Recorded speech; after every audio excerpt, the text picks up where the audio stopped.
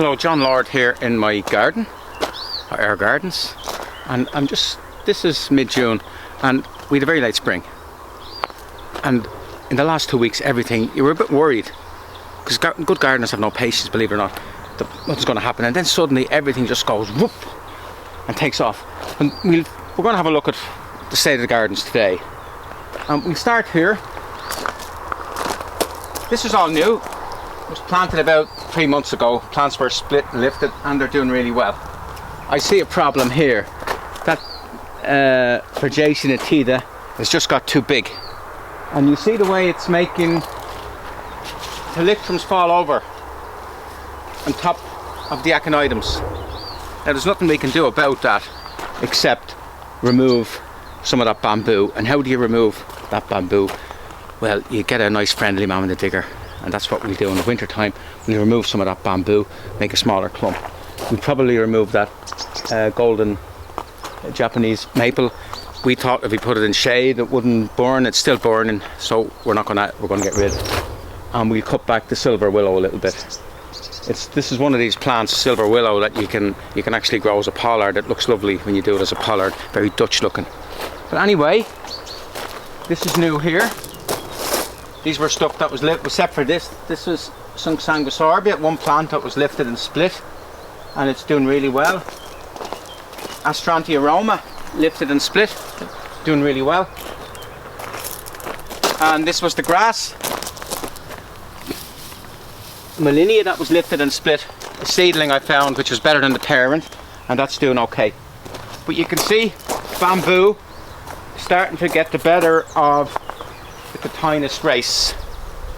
Starting to bully the Cotinus Grace. Cotinus Grace is really nice there, so we're going to have to do something about that. But I think if we mess with it now, it'd be like a bull in a china shop. We could do more damage. Where in the winter, when the herbaceous has died down, you can do it much easier. So we're going to just leave it for the year and pretend not to see it when we're going by. Now we're going to go around, have a look at our prairie garden. By the way, that needs to be done. That's a job that needs to be done. That flower, that's a newest Geum called Scarlet Tempest, and it flowered very early before anything else was in flower, but it needs a little bit of work, 10 minutes work, cut all the dead stuff away. There's nothing for free in gardening. If something flowers earlier than everything else, it's going to leave a bit of debris behind and it has to be tidied up.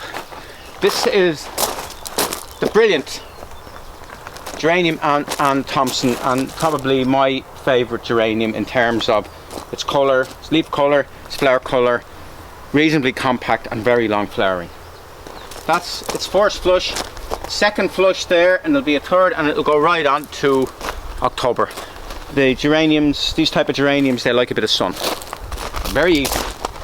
The hardest part of Geranium and Thomson is getting hold of it. It's not generally in the trade. It doesn't tend to look brilliantly in pots. That's the problem in a lot of garden centres. We sell plants, people buy with their eyes, and a lot of plants that look well in a pot, that might be the best they'll ever look. Well, a lot of plants that don't look a bit scrawny in a pot just get better and better and better in the garden. So it's a problem. Now we look at our prairie garden, and the prairie garden is just taken off. It really has. It's just so lush. There's nothing in flower here, very little in flower. The geranium is starting, the start of an Astilbe, bit of a runcus, and the first Persicaria flower spike is just starting. That's the best plant I think we have for bees, by the way. For some reason the bees just love it. But look how lush it is. And the way it is before it flowers, you'll see what the reason. This is my theory on gardening, on decorative gardening.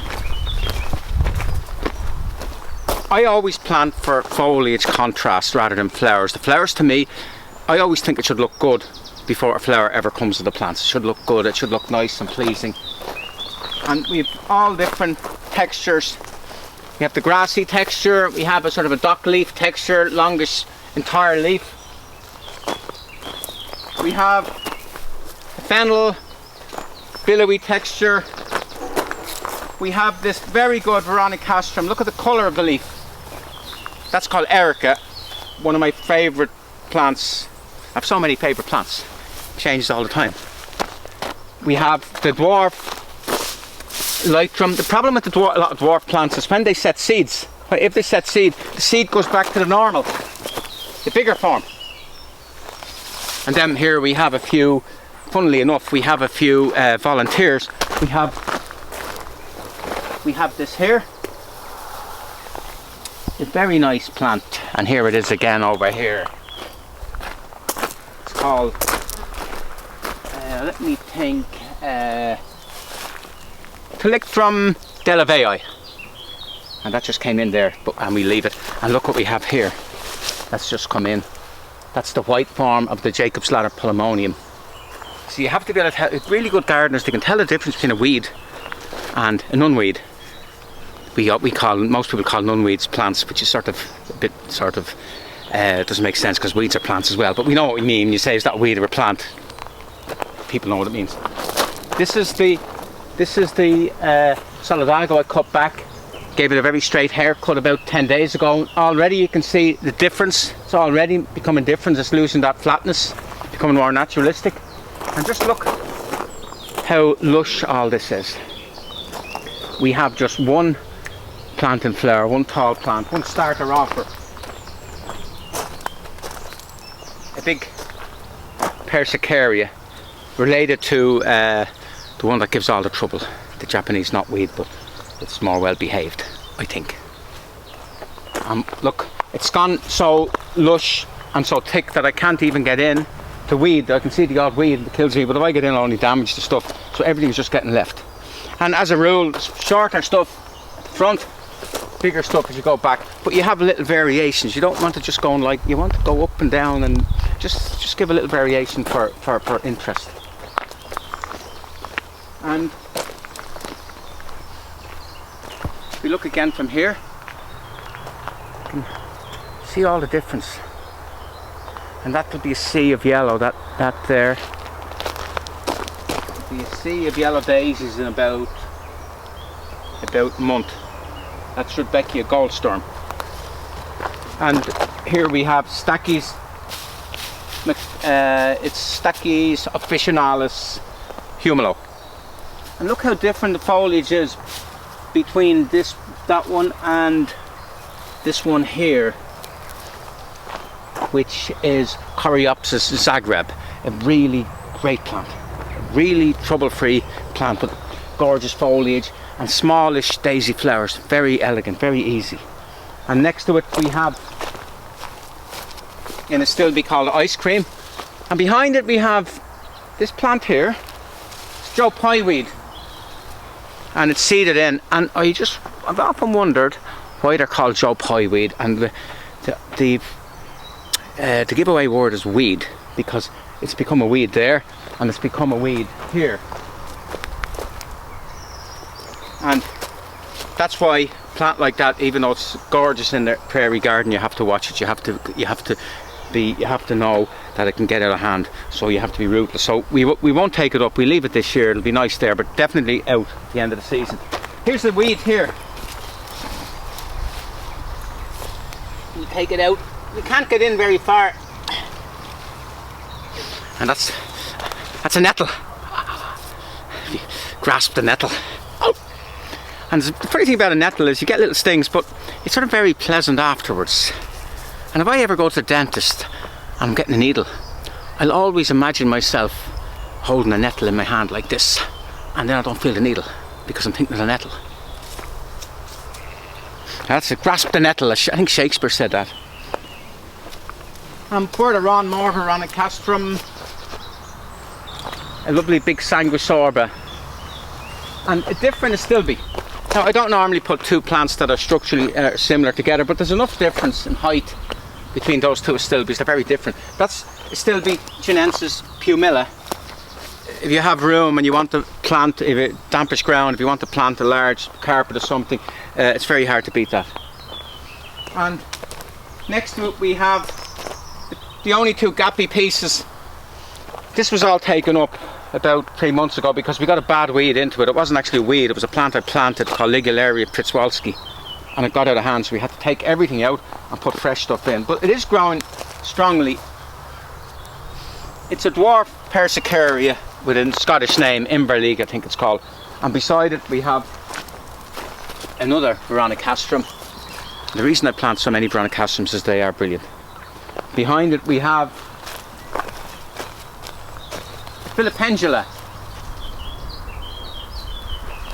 They flower early, still flower. That's a shocking pink one, I think. Very, very strong pink. I think it's Filipendula palmata something or other. And we have an early, that's a dwarf Aruncus. It fades very well. It's very tidy. After it flowers, the dead flower heads hold very nicely, so it still gives structure, so it's a good prairie plant. The thing about prairie plants is that when they're finished, they have to still do work. You don't cut them back, you just leave them, you leave everything alone, let the thing fade into the winter. And we have finished off, we have a dwarf Rudbeckia. We have a Miscanthus that's not doing too well. The Miscanthus, this is the first year ever. It's funny about gardening, you think you know a plant for years and years and years, you've grown a plant, you think you know it. Miscanthus did very badly last year. The only time I've ever seen that happen in all my years. Miscanthus is one of these plants that you throw over your shoulder and they root. But last year, maybe it was the drought, I don't know, but there was gaps this year in Miscanthus. Some of them actually died. I've never seen that before, and I'll probably, with a bit of luck, never see it again. But that should be, these should be up and lush and all filled in. But that's just the thing about gardening. There's always something new coming in every year. You'll never know the 100%. And finish off with this Persicaria. Look at the bee on it. Bees love the Persicarias. I'll give them a little stroke. Oh, or a little stroke. An interesting about that is it's a bit pale looking. So I thought to myself, the soil isn't right for it here. But I lifted it from a large clump over there, and the large clump over there, really healthy, is pale, so it's natural. Its paleness is natural. So, whoa. That's something we avoided, having something that we thought was wrong that wasn't wrong. So sometimes in gardening you think that you have a problem and you don't have a problem, where in something like the Miscanthus where you think you don't have a problem, you do have a problem. Don't know whether that makes any sense. And finally we turn around to this border, and if you look in deep, you'll see the gorgeous silver leaves of the Brunnera. Nice restful finish to the video.